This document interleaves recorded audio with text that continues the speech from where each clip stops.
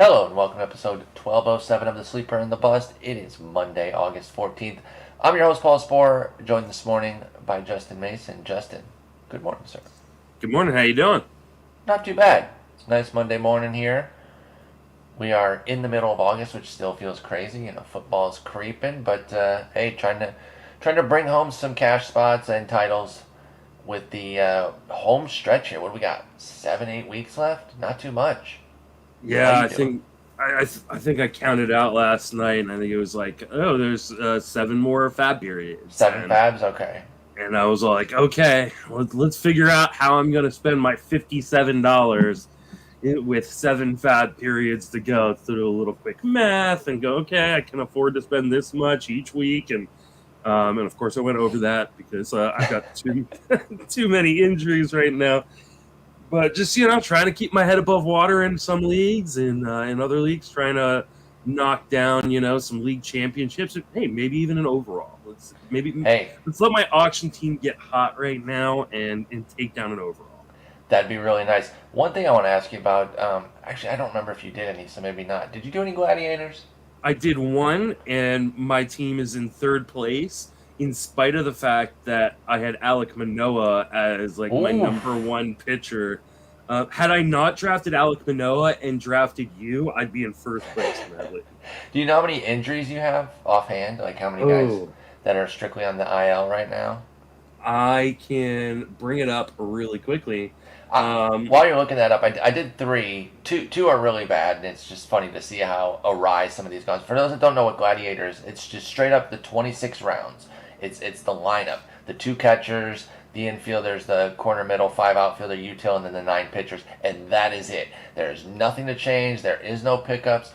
You have your guys. So 10th and 13th in two of them, but then first in another, which surprises me because they're without a bunch of guys. But I guess it is a battle of attrition. So where are you at right now with your third place team with guys out?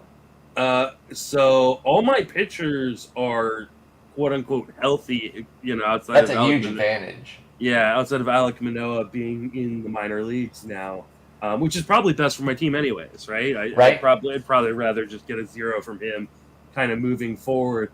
My offense, not so much. I just got Jonah Heim back, which is nice, Very nice. but I've got Josh Young, Taylor Ward, Brandon I got Marsh, Ward. Matt Mervis, who I've gotten like absolutely nothing from this year. Jared Kelnick. I just got Tyro Estrada back. So my offense is in pretty rough shape. Oh, I also have Wander Frank on this team, which we're Oh, gonna and briefly mention here in a second. So yeah, yeah, the offense not doing too well, but I got 98 points. I'm in third place, and I'm hoping to just keep third place and just not drop. So yeah. um, Might as well just at least keep third there. But it was a great mode. I really enjoyed the gladiator mhm. situation. I'm gonna do it again as long as they're running it. I'm definitely getting in them again. Really I fun think to they kind of see will. how teams go. I think they will. I They think were they're really pushing out a big popular. Yeah. success. So we'll see how that goes, and maybe we'll join some that people can jump into if they want. They weren't super expensive, and it's just a lot of fun to do the 26 player draft and say, okay, that's it. That's the team.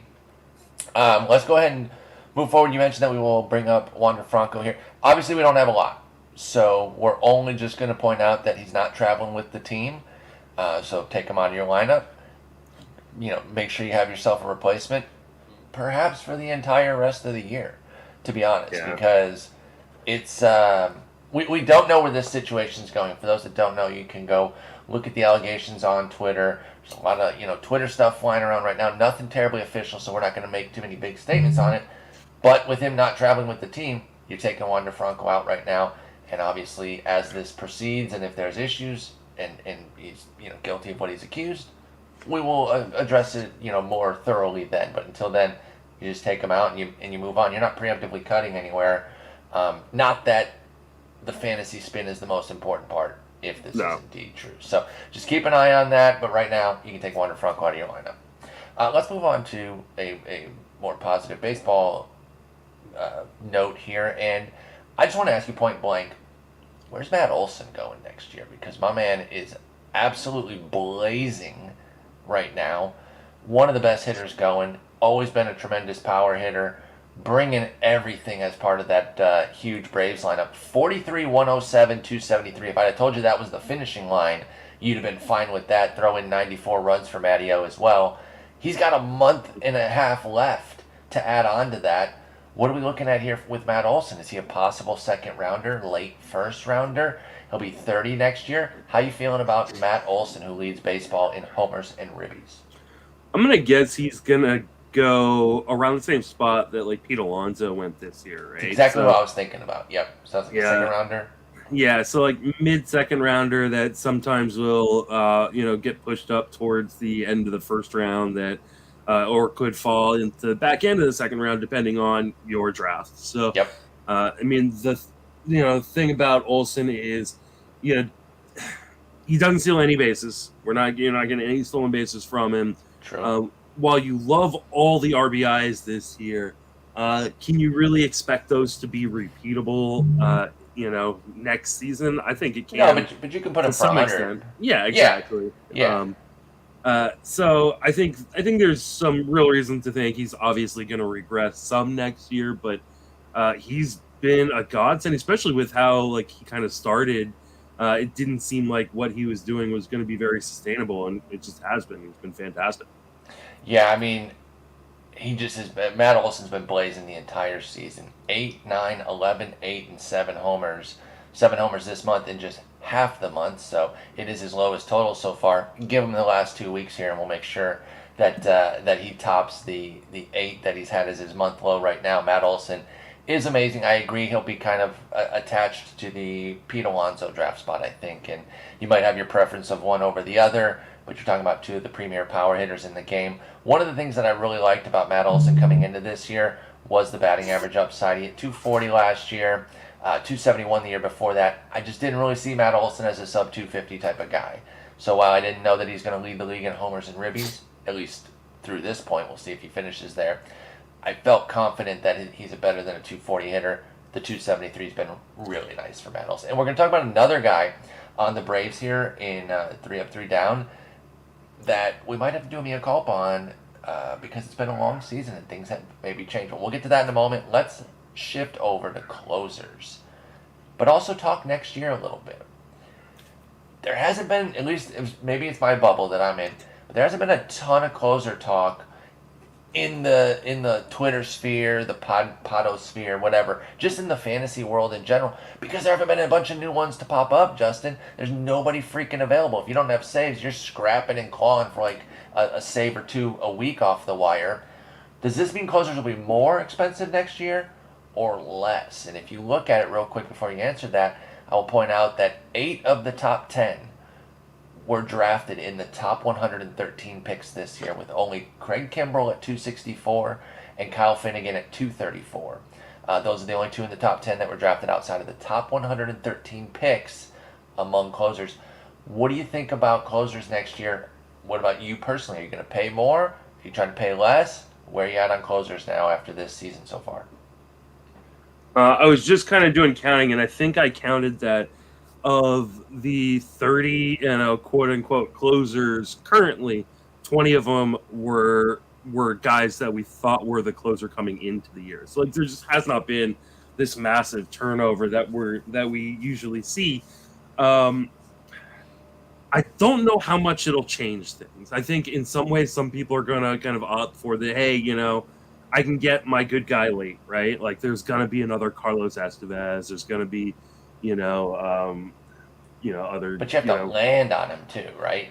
Yeah, and just because this year there hasn't been as much turnover doesn't mean next year won't be as much turnover. And I mean, I think we've seen year to year the vast majority of the elite guys come from those first, 10 closers taken. So it's not going to change my strategy too much. I think if people really try to pull from like this season as being an example of why you shouldn't pay for saves, I think they're working off of too small of a sample. We've got a lot of years. I also think it runs counter. I don't think you can make a case that you shouldn't pay for saves. I think paying for saves completely worked this year. Mm-hmm. And I don't think it's a small sample to say, I don't want to go the other way and just say, well, this year it worked. It always works. I think it works more often than it doesn't. Yeah. I think paying for saves is a good thing. I've been doing it the last several years. I find, anecdotally, I haven't done the exact, mathematical research to see exactly where I perform in saves and everything. But I also, one of my biggest benefits to drafting saves is not having to play in the waiver pool and Mm-hmm. spend so much of your waiver capital. We get $1,000 in the NFBC world, which is what we focus on a lot. But in leagues where you only get 100, I think it's even tougher to want to be out there trying to go. And again, this year, there's been nobody. That Yeah. who's the first guy here? I'm looking at the Rasball Will RPs. Smith, probably. Will Smith, but even he had his believers that people drafted, people that drafted him, and he's only 22nd among relievers. A lot of these relievers that go from 11 to where Smith is at 22nd after that top 10 are middle relievers that have popped up with wins. Matt Strom, what kind of save total does he have? A couple incremental ones. Tanner Scott, he doesn't have a ton of saves, does he? No. I know that Florida situation's been a nightmare, and he's up there at as the 20th reliever. Did I mention Matt Brash, Matt Strom? These guys. Joel Payamps is the 23rd ranked reliever. Does he have any saves? Maybe an occasional one. He's in Milwaukee. For those that don't know, he pitches brilliantly. But we're not even seeing save guys. They're up there because of their wins. Stealing wins, right? Yeah, Brash has a million, I think. Like when Eli Morgan had 12 wins as a reliever, and all of a sudden he was a top 25 starter. Brent Suter had a bunch of wins one year. There's always a few guys. You can never really predict them, though. They're always so tough to find. But anyway, you just look at that top 10 reliever list, and then you've got Seawald at 11, Estevez at 13, Kenley at 14, Robertson 15, Emmanuel Clase, Yohan Duran, Raisel Iglesias at 16, 17, 18. All of the main closers are within the top 20 there. Paying for saves, I think it's kind of a must. We're just not seeing the turnover. And it is weird because it feels like there are fewer locked-in guys, and yet we look at this list here, and there's been a lot of locked-in guys. And maybe it's just been an interesting year where some of these guys, not many guys have flopped from their spot or had injuries. I'm going to continue to pay for saves, though, Justin. I am too, and I think what will end up happening is those people that don't like to pay for saves are going to try to validate what they think, and the people who do like us are going to try to validate what we think. And that's what pretty much happens every year. I don't think. But the people on the other side, they actually don't have a case this year, though, right? There is no not paying for saves case. There is. There's the case that it's not that you're not paying for saves; it's that you're not paying a high price for it, and that. They're going to put together that, hey, 2 years ago is Daniel Bard, this year was Carlos Estevez, which are guys that you didn't have to pay very much for, but they got you a ton of saves. And that's the argument that, hey, listen, I can either find saves on the waiver wire with guys like Will Smith, or I can, take one of the last closers available and end up with Carlos Estevez. I think people would be deluding themselves. I think that they can perfectly land on the right one. I loved Estevez coming into the year, so I even liked one of the best late hits. I'm still going to pay for saves. Yeah, for me, because I can still get him as my closer 2 or 3. That's exactly what I'm saying. Fantastic. Yeah. For me, it's I still want my ace, and then I want to get Estevez. So maybe now I got 3, and then if I'm in a trade league, I got some flexibility. Or if I'm in an NFBC situation, I can climb up the overall with a bunch of saves. So. Again, we still have 2 more month and a half left.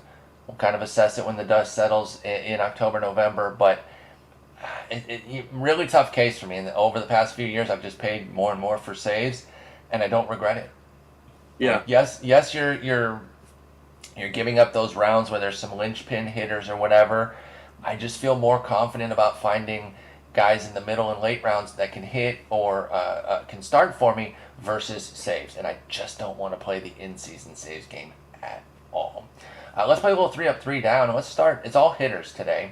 Let's start with an Oakland A on the positive end. How about that? That's pretty nice. It's very rare too, but it is nice. And I got to be honest, I'm personally benefiting from this one. That's not the only reason he's on here, but Zack Gelof is one of the hottest fantasy players going right now. He's been a massive pickup for folks, and he was a bit of an afterthought Understandably, too. I'm not even saying that, like, I landed on him and nobody else did.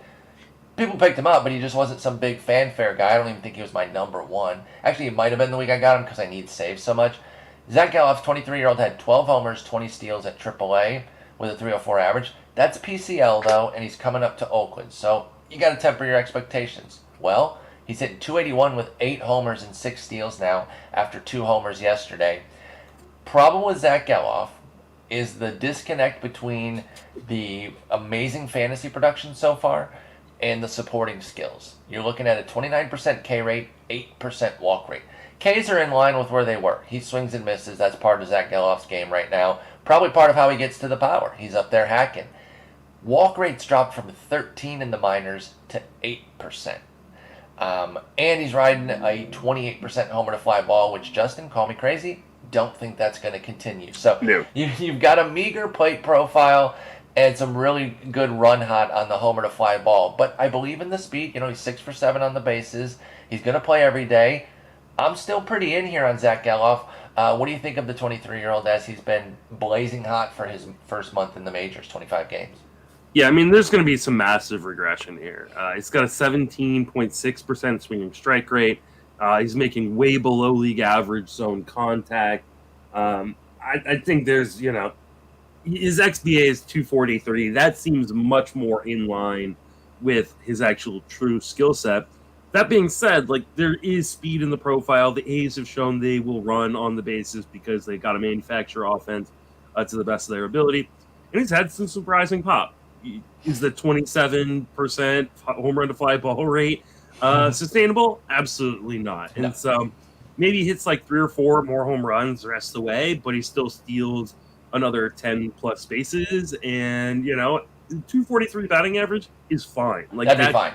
Yeah. I don't think that he's going to hurt you necessarily, but this is a sell high point if you can sell high. Yeah, if somebody's looking for somebody like a Zack Gelof, they want some power speed combo, you don't necessarily need him, sure, turn around, try to flip him. Because, listen, time's running out, too. And the season can run out before the skills totally catch up to Zack Gelof. He could still maintain a 20% homer to fly ball the rest of the year, which is something that we wouldn't project him for 2024. But if he runs that the rest of the way with the 28 that he's done so far, great. You can still get a bunch more homers. One of the great things, and we're going to talk about this in the 3 down, to be honest, is guys like this, these power speed guys, the reason that they're so valuable is even when they're cold, if they're damaged, in a big cold streak, they only have 3 hits in the last 2 weeks, but 2 of them are homers, and then they got on base enough to steal 4 bases, they still keep that fantasy juice coming in. And again, I'll highlight that with our number 1 guy in 3 down. But let's move on to Triston Casas. Huge fan of his coming into the year. Gotta be honest, I never considered cutting him. I was always, kind of going down with the ship. But I was bummed early. I was like, man, the power's just not there. I really like this guy. I think at the very least he should be hitting homers. And I had 6 through May with a really modest OPS, too. I was just like, I don't understand. 667 OPS through May.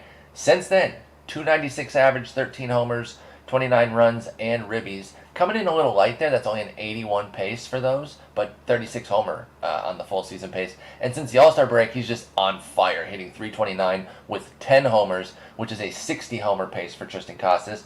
Obviously, that's a small sample that's inflated. But add it all up, it's 19 homers on the year with an 836 OPS, looking pretty damn good. Triston Casas, is this a breakout year that those that were in on him expected? And do you believe in him going forward, Triston Casas? Yeah, we talked about him right after the All-Star break, and I said this was my biggest buy low of the second half. I thought he was going to have a massive second half because he was making really, really good progress and strides in terms of in-zone contact, which had been kind of his bugaboo early on in his career. But he was doing it while keeping all the power metrics. So, hey, you're making a lot better in-zone contact, and the power is still there. You're not sacrificing the power to get that. So I thought this was going to be a big breakout. It has been. I think he's going to continue it. And I think he's going to be a guy that people kind of circle on their drafts come, November, December, and January. So yep. He's going to be one of the most written about guys in the offseason as, hey, this was the second half stud last year that you need to draft. But if you had been listening back on July 18th when we talked about him, or read any of my kind of buy low articles, you already got him on your team and are enjoying this kind of run. So Absolutely, or before the season. Yep. Tabbed him as a breakout, really liked him. So this show's been very pro Triston Casas. The results are paying off, and yeah, you did hype him on our 3 up, 3 down for the second half, and he's been absolutely excellent. Big time power source out there, Triston Casas. Now comes the mea culpa, I think. We'll see how you feel about it, but Michael Harris II is on 3 up, and he's been on fire. Listen, we faded him at the beginning of the year. In draft season, we were out on a second round price. Still feel fine about that. He's not a second rounder right now. Okay, but maybe we got a little too back patty saying like, we undersold it. You shouldn't have even drafted this guy. This guy's terrible. Obviously, we never took it that far, but he was playing poorly, and there was a period, I believe, where we said, if you're cutting Michael Harris, we get it. And so, whoops, because unbelievably great since June 1st. Now, when that was being advocated for, or at least discussed, I don't remember the exact, I'm not trying to pretend that we never said that. I'm fairly certain that we did say you can cut him. He had a 526 OPS through May. That was only 34 games because he missed a lot of time in April, but it was really, really bleak, and we were like, listen, if you're moving on from him in shallower formats, we get it with Michael Harris II. But again, that was incorrect. Since June 1st, 344, 375, 551 slash line with 9 homers, 11 steals. That's a 24-29 full season pace, and he's been absolutely crushing it. He had a season low 479 OPS on May 25th. Since then, he's on fire even more so, with a 335 average. So, Michael Harris, he's killing it. We checked in on him on June 30th, and since then, you can find even a bigger line. Were we wrong? Do we have to take a mea culpa on Michael Harris II? No, because one of the things we did say on June 30th was, hey, listen, if he's gotten dropped in your leagues, you should be picking him up. Mm-hmm. And I picked him up in one league and tried to pick him up in a couple other leagues where he was dropped just because there's still talent there. What we didn't love was the profile. The profile has gotten a little bit better, but not a ton. I mean, he's making league average zone contact, which is great, but he's always kind of made league average zone contact. The issue is he tends to swing and miss outside of the zone a fair amount. He's still swinging outside the zone a fair amount. He's just making more contact outside the zone, which is helping. So I don't know that we were wrong. If you look at kind of where he is in terms of the player rater, he is not anywhere near that second round pick value that people were taking him out at, I don't think. That's why I still feel like, again, if you cut him based on our advice back in May in a shallow league, sorry about that. I felt like I don't know where this guy's at, and you got to make moves in shallow leagues that can burn you, right? Like, you can't sit on your hands completely in a shallow league. You will not compete. You've got to be churning, and sometimes that means cutting a high pick, who then turns it around. So yeah, he's still not a second rounder, Michael Harris. What if he continues at this pace for another month and a half? Then where you're at for next year with Michael Harris? If he puts up another strong 40 games here, obviously he won't be a second rounder next year. I don't think it would have to be a pretty hell of a 40 game, pretty good hell of 40 games there. But where do you see Michael Harris's value next season? I mean, it'll have to, kind of be determined based on like what his draft price was. Because my issue wasn't, and I think your issue too, wasn't that we didn't think he would put up decent numbers. It was always cost. Yeah, it was always the cost. Like, spending the second round pick on a guy, because I think some people were projecting him to be, a 30-30 guy. He's not going to be close to a 30-30 guy. Not yet, at least. I think he could develop into more power and be like a 30-30 guy down the line. But I don't think Michael Harris has that kind of game-changing power just yet. No, and I'm trying to bring up my projection that I had for him. Let's see if I can do that real quick.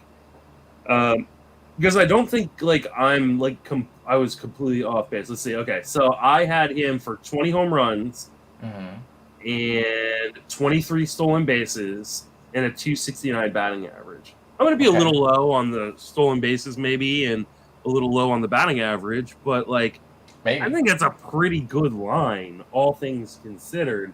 Yeah, right now he's pacing for 19, 27, and 288. What did you have for the steals? I had 23. So yeah, if you miss by 4, and Yeah. then you said 269 average and he hits 288, it's hard to project guys for too high of an average. You know, you're always going to be cautious on that. And you had him dropping from 297 to 269. Yeah, I think if he kind of keeps on this pace, Michael Harris, and that's where you end up, I'd say that's a pretty good projection. And again, it always comes down to cost, and we just didn't want to pay a second round cost on him. And again, we do stand by that, even though the in-season turnaround has been nice. Shouts to Michael Harris there. It's a higher profile version of the Jake McCarthy thing where we didn't like his price inside the top 100, but then when he was cut everywhere, and Michael Harris, for the record, was not cut everywhere. Jake McCarthy was cut almost universally. Harris was only popping up in some waiver wires. But it was the higher end version of that where it's like, well, okay, we'll take him for free, but we just didn't want to pay second round. So I think one of the things that we haven't even mentioned that's important that we talked about earlier on the season's, hey, where's Michael Harris going to bat? And where's he batted? Ninth almost all year. And I don't see that changing necessarily coming into next season, especially with how amazing the top half of that lineup is. He's probably going to bat ninth again. Particularly Ozzy Albies, right? And yeah. I know there's a lot of concern about Ozzy Albies. I think that's another thing, too, is we've always been pro Ozzy Albies. So the people that were more negative on Albies are thinking, well, he's going to move down in the lineup and Harris can take his spot. You and I are pro Albies, so we're thinking, no, he can reemerge up to the top of the order and keep Harris lower, and that's exactly what's happened. So, okay, so let's say he's 275, 20, 25 by season's end, so he brings that average down, or even give him 280. Where are you drafting Michael Harris next year? If he's like a 4th rounder, are you in on that? Probably not. I think it really depends on who else is in that 4th round. But I mean, in the 4th round this year, you could have gotten guys like Randy Arozarena. Isn't that kind of who Michael Harris is? No, I mean Arozarena has been better than Michael Harris. Has he though? I'm pretty sure he has. I mean, composite-wise, but that season, that season line I just gave you. Yeah, Rosarena's 14th. Harris just isn't gonna. Harris is 34th at outfielder versus the Rosarena's 14th. It's gonna be the counting numbers, right? Yeah. That is gonna give. I mean, because it's a big deal to bat ninth. It's that hurts. Absolutely, but isn't batting ninth on Atlanta like batting 7th on a lot of teams? Or 6th? I think that's fair. Yeah. I don't know what the cutoff is, and it's still lower half, right? So it's still worth bringing up. I'm not even saying that to completely dispute your point.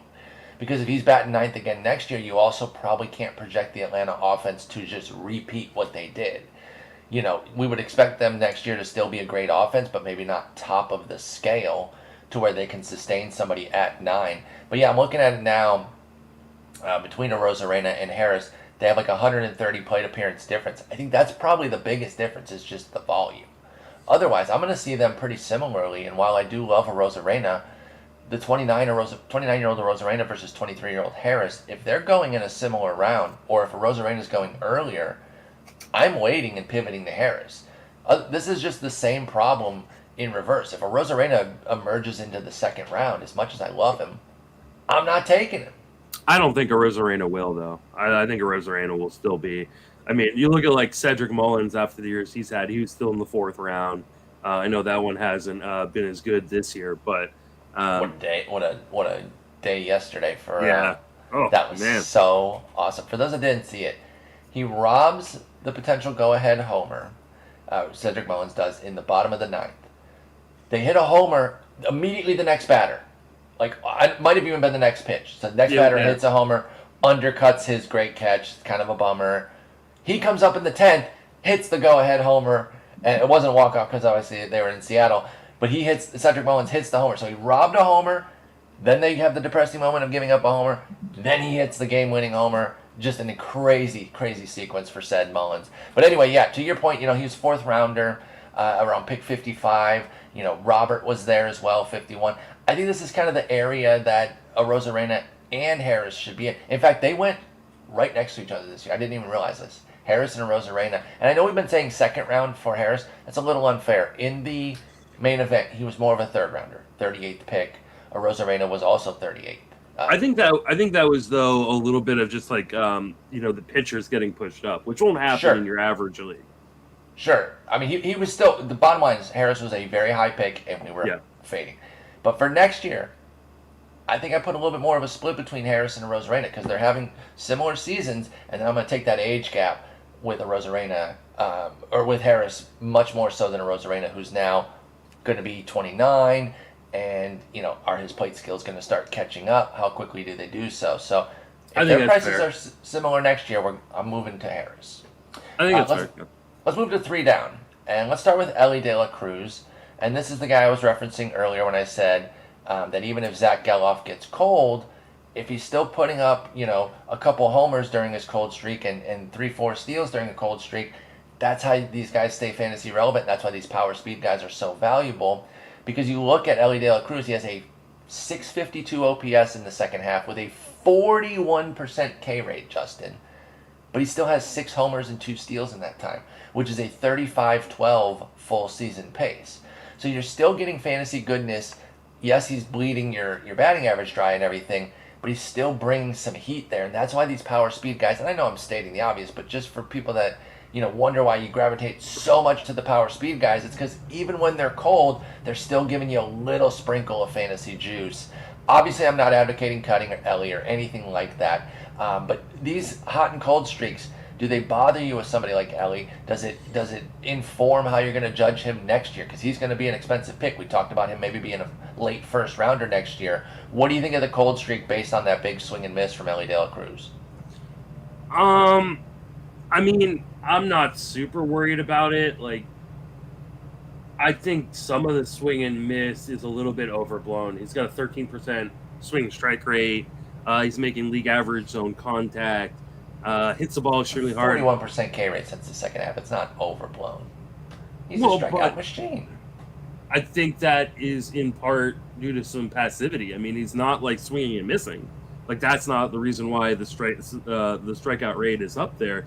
I think he's going to be fine. Like, I think he's got like a 250 something XBA. My bigger concern is the massive ground ball rate. I mean, we're talking about a guy who's got an over 50% ground ball rate and a fly ball rate of 21%. Like, So Elly's slamming the ball on the ground. Yeah. And so you're going to get, when that happens, like sometimes you're going to get some bad BABIP luck. Sometimes you're going to get some good BABIP luck because it's so fast. So I don't think there's any reason to be that worried about Elly De La Cruz. I think this kind of profile, though, you're going to have massive ups and massive downs. Mm-hmm. And you've got to be able to roll with them. And so for those of you playing head-to-head leagues next year, a little different, you might want to kind of drop him down your board a little bit. But those of you playing Roto, I don't see why there'd be any reason for him not to be a borderline first-round pick next year. I just don't. Still love Elly. And again, one of the reasons I love him is because even when he's icy, you're still getting some power. You're still getting some speed. Push back a little bit on the swing and miss thing, though. During the second half, 15% swinging strike rate. That's 4 points better, above league average. That's some decent swing and miss there, along with the batted ball issue that you're talking about with the ground ball rate soaring. But that doesn't translate into a 40% strikeout rate. Like, is he going to have like close to a 30% strikeout rate? Your swinging strike rate doesn't. It's not just times 2, and that's your strikeout rate. I also don't think he has great command of the zone, though. Like, do you not believe that Elly De La Cruz is a major strikeout problem? I don't know that it's a problem, especially in this day and age. Terrible batted ball. A terrible plate profile. He doesn't walk and he strikes out. I'm curious why you're downplaying it. I still love him. Like, because he's still got great.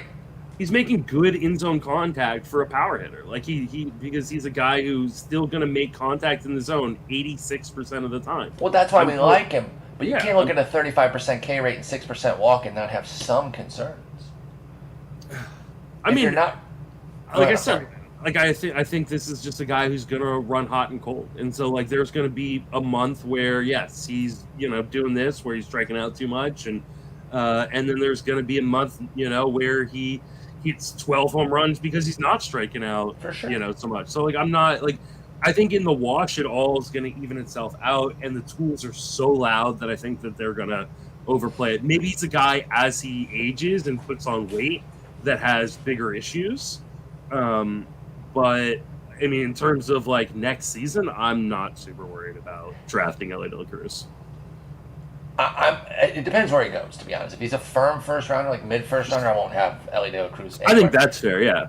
There's also 376 BABIP and the 31% homer to fly ball rate. Like those rates are going to need to be high. Like there's just a lot of volatility here. And again, I know we just did a is he a first rounder episode where we gushed on him. I love Elly Cruz. I really do. I do think there are concerns with the plate profile though, and that's why I wasn't trying to get him at all costs in my leagues for 300 something bucks. Because there's another world, there's an alternate timeline where Elly Cruz, struck out 41% of the time in his first 3 weeks and got sent back out instead of setting the league on fire the way he did in real life. So your point about being careful in head-to-head, maybe slotting him down 10, 20 spots because of that volatility makes some sense. But overall, I'm still pro. I just think that the plate skills are exposing where Elly Cruz's downside is. Did you see ESPN Stats and Info tweet on him yesterday? No, what did they say? So I think he's got 15 home runs and 10 stolen bases through his first career 58 games. Only one player in Major League Baseball history did that, Barry Bonds. Oh my God. Elly Cruz getting compared to Barry Bonds. Yeah, like I mean, like, and obviously, like different player. Bonds like also had like double-digit walk rates. Sometimes like 40% walk rates. It felt sometimes triple-digit walk rates somehow. I don't know. He had 112% walk rate. Yeah, he had a double-digit intentional walk rate. Yes. Like I mean, so like obviously a different player, but I mean, he's just an amazing athlete, and yeah. What he can do on the bases, and even with the minuscule fly ball rate, the amount of home runs he can hit, like I just think like there's also a world in which he just gets better. Like and so like we can't like I understand your concerns, but like I think the concerns for at least for me are outweighed by just how loud the tools are. For sure, but don't forget the lessons of Javi Baez, right? Like it's the same. It's the same profile. It's the same profile. It's not the same. Yes, it is. Like yes, it is. I disagree with that. It is the same general profile. Elly Cruz is bigger. It might have a bit more raw power. It's the same general profile. Just be careful. Jordan Walker, another rookie, doing some good things, but he's on 3 down here. 588 OPS against lefties this year. 548 OPS in the second half. 576 since July 1st. The July 1st and the second half ones, that's a 2-week shift, so I probably didn't need to include both of those. Bottom line, though, is he is a bit cold. I highlighted the verse lefty situation because that's kind of shocking to me. Obviously, he's a right-hander himself, Jordan Walker. You would expect the platoon advantage there, and he's just getting nothing going against lefties. It's only 67 plate appearances. This is why leaning on splits too heavily can be dangerous, particularly lefty splits, because the samples can be small. And Jordan Walker has a 205 BABIP against them. So I don't want to make this a referendum on how good or bad he is against lefties, but more to the point of, do you have any concerns? Because the last 2 months, or the last month and a half since July 1st, has been pretty bad for Jordan Walker. Is he a cut anywhere in shallow formats, let's say 10s specifically? I mean, I can understand cutting him in a 10. I don't know that I would. Like, I think the tools are really, really loud. He's making league average in zone contact for the year. I just don't think we're going to have maybe the breakout that we thought we might. On the plus side, like, I think the playing time situation is kind of clearing up a little bit because of injuries in St. Louis, and I think they're also committing to him as a young guy they want to kind of give an opportunity for. So he can hit his way out of this. He also has a pretty big ground ball tilt with a 50% ground ball rate. That's, I think, a little bit more concerning because that's something we did see, a little bit in the minor leagues. Like, mid-40s ground ball rate. So it's a little right-handed Jason Hayward looking at oh times. no, don't say that. I'm just saying. Yeah. It gives me that vibe because he's got the same build too. Jordan Walker does. So I see this, big 6'5" guy that I think is going to be blasting 35 plus homers. I thought that of Hayward too, and he's beating the ball into the ground. I'm not saying he's already there yet, but it gives me that, especially because Hayward played for the Cardinals too. So I'm seeing like mirror image here with Jordan Walker. Let me ask you this, and this is another. I guess we're kind of reviewing our own work here and critiquing ourselves.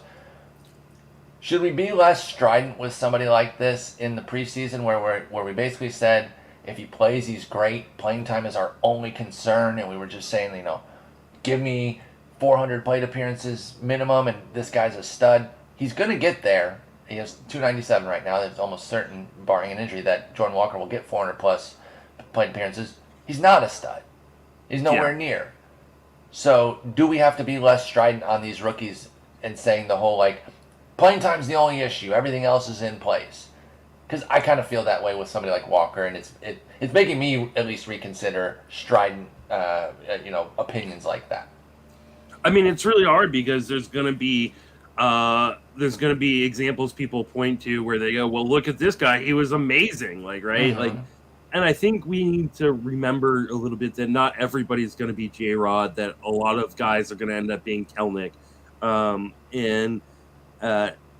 and just be a little bit more cautious. You can pick and choose, I think, your prospects that you want to kind of go all in on, based on price. Yes, every once in a while there's going to be the Bobby Witts and the Corbin Carrolls and guys like that, mm-hmm. that hey, they go really high and they deserve to go really high. But there's also going to be guys that, hey, you thought were going to be really good and end up either being really bad or mediocre, because baseball is fucking hard. I mean, that's just Anthony Volpe. Sorry, I've got this cough. Volpe. It's stuck. You can hear it there. I think Volpe is a really good example of someone, while he has obviously disappointed, you've at least gotten fantasy juice from him, right? 16 home runs, 20 stolen bases. Mm-hmm. Yes, the batting average has been atrocious. Pummeling your batting average. But you can kind of counteract that a little bit with other guys. Sure. Whereas a guy like Jordan Walker, there hasn't been the fantasy juice to support the other bad stuff, right? 10 homers, 5 steals, 254 average. It's fine, but it's not eye-popping. Yeah, and also Walker got sent down. You had to hold him through that, and hold him through hey, he's only playing 3 times this week. And so I think, I think the number one thing I'm always going to be looking for in terms of, and I think this is what I personally missed on Jordan Walker, is opportunity, right? We knew with Corbin Carroll that, especially because of his defense, he was going to play every single day. Yeah. Volpe has played, in spite of his struggles, he has played every single day, and that's at least allowed him to compile some pretty juicy fantasy stats in some of the categories. Whereas Walker, we knew coming in that St. Louis was kind of a nightmare in terms of playing time. It was a loaded lineup. And we ignored it with Walker. You and I specifically, we ignored it with Walker, and we got too blind on him. And I think that, one of the things I really wanted to do with doing projections this year was hey, I want to take my bias out of it. And I think if I go look at my projection for Walker, I don't think it was necessarily out of pocket, but I think I was a little bit too lofty on the plate appearances, and because of that, I think I overrated him. And when I got to the draft table, I ignored a little bit of, hey, I've got him as my 18th third baseman. I took him higher than my 18th third baseman. Yeah. No, I was definitely there too. I really like Jordan Walker, and I was in that mode of if he's playing, he's great. And it's we got to entertain the downside possibilities a bit more with some of these rookies, even if you love them, just to keep yourself in check. And that was a guy I think we both got a little drunk on. And he hasn't been a flop either. I don't think Jordan Walker's been a complete flop. But you mentioned the headache that you had to deal with. People might not even have him anymore, which I guess isn't so bad because he's on 3 down for a reason. But yeah, let's shift from 2 really impressive rookies to a crusty veteran who I'm just curious if he's even going to be on your board next year. Obviously, you got to rank him somewhere, but Andrew Benintendi is 3 down for right now. He's pretty much 3 down for the year, though. I could have definitely done a season long 3 down. He had a good June, and that is it. Other than that, he's been under a 685 OPS every single month of the season. The last 28 days, 191 average with a homer, no steal, or excuse me, 3 steals. Got to give him his credit for his 3 steals. But he has 2 and 12 on the season. Andrew Benintendi, I don't think he's a hold anywhere. I don't even think he's a 15-team hold right now if you've got somebody better. You can dispute that if you disagree. But other than that, I'm interested in your thoughts next year on Benintendi. Is he cooked as a fantasy asset? Speaking of Jason Hayward, who actually had a rebirth this year, so maybe it's not the best to bring him up. But Hayward went through some years where he was just kind of a fantasy afterthought. Is that a phase that Andrew Benintendi's about to enter? I'm looking at my projection that I had for him in preseason, and I was fairly spot on with one glaring exception. I thought he had way more than 2 home runs. I didn't think he was going to hit 20, but I had him for 12. But I had him for 267 batting average. I had him for 67 runs, which is right around where he's probably going to finish. Mm-hmm. I had him for 57 RBIs, which is definitely not where he's going to finish. And I had him for 10 stolen bases. He's got 12. I feel pretty good about my projection on him. Yeah. I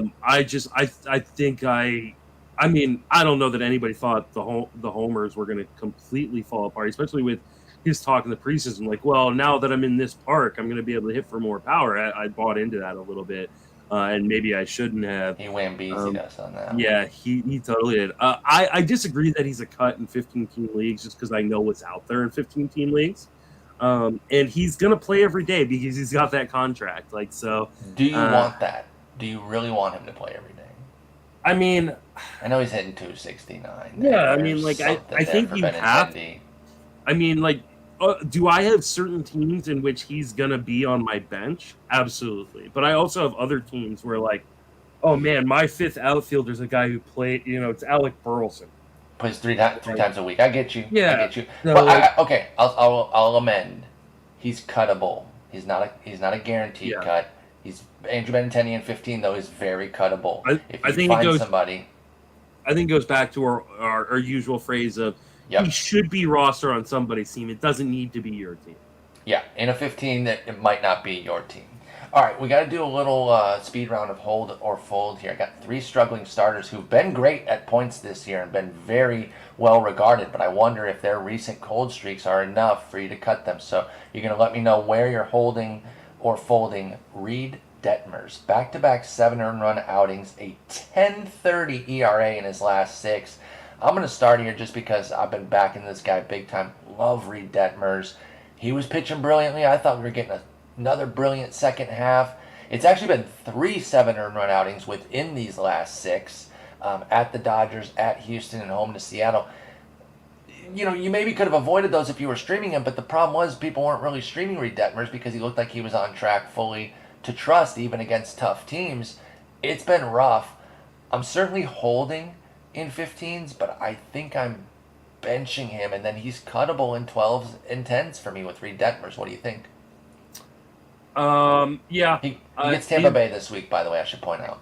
And then Cincinnati the week after. Okay. So, I'm totally fine moving on.